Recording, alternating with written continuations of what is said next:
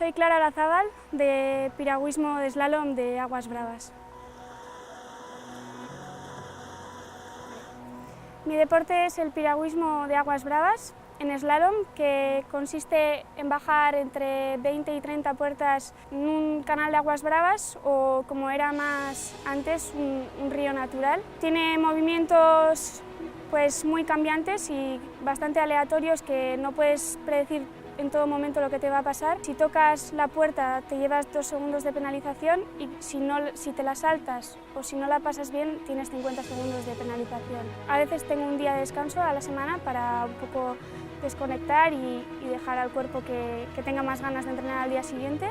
Es una pena que no tengamos un canal de aguas bravas aquí en Irún o en el País Vasco, pero bueno, vamos 2 días a la semana a Po, a 2 horas de aquí para poder entrenar. Siempre hay momentos que se solapan un poco el piragüismo, los estudios, también las amigas y todo.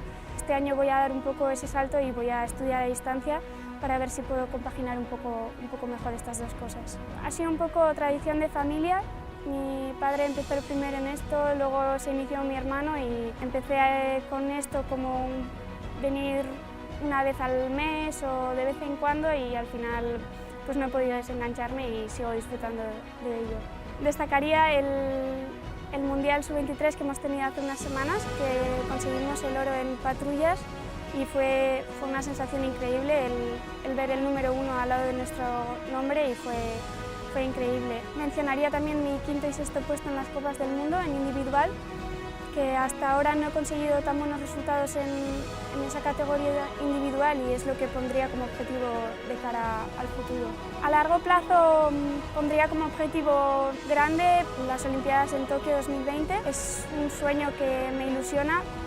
También veo que se me queda un poco grande en este momento, pero creo que con trabajo y siguiendo esta línea podría llegar. De camino a ese Tokio 2020 pondría el Mundial de 2019 en la Seu d'Urgell. Bratislava. Una sesión libre en un canal de aguas bravas. Diría que algunas sesiones de gimnasio. Jessica Fox. A una medalla en unos Juegos Olímpicos. Pizza. 100 metros. Ok. 3 veces tú. Rojo. El delfín. Ir al monte o antes podía ser el ballet. Viajar a Hawái.